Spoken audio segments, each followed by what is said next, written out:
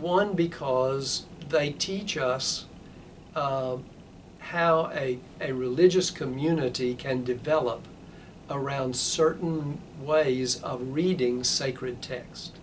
And they are a powerful case study in that may teach us how to read other groups that are maybe less drastic, but parallel development, in which unique religious communities are formed out of particular readings of sacred texts. And you can do that with sort of just basic denominational reading, but I think it's particularly true with sectarian movements that capture a particular focus and go with it. That's number one. Then number two, as I said, I think there's one of the last groups to illustrate the power of oral tradition in shaping religious identity, and in developing the memory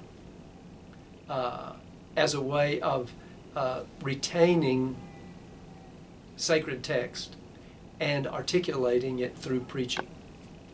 I think they're also important because they teach us, as I mentioned, about the way in which, I don't want to say all, but so many religious groups across the spectrum, again, begin out of a sense of danger, out of a sense of life and death. And in a Christian tradition, that's normative.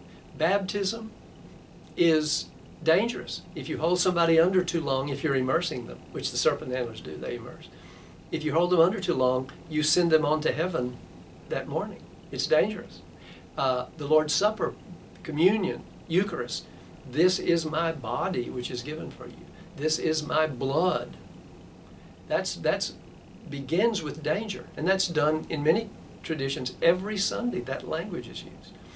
You start thinking about the danger that's inherent in the beginnings of most religious groups, and they're a powerful reminder of that. And then also I think that, I'm always hesitant to say this because it sounds like academic paternalism.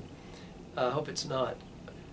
They also teach us something about the role of class and power and sacraments. And that is to say, this begins with people who are illiterate or semi-literate, who have no power in the culture, who have no money to hire doctors, lawyers, to go to the hospital. They don't have health insurance, particularly as they began, are often still in the region. And they are in a particular class, even in their region, that is always ignored, made fun of, second, third class citizens. Here is a way in which they affirm a power that gives them an identity beyond their class, and that says, they still use this language. One of the reasons we don't go to the hospital, one woman says in a text I used for this article I wrote about them, because they just make fun of us and they treat us like trash, or treat us like trailer trash.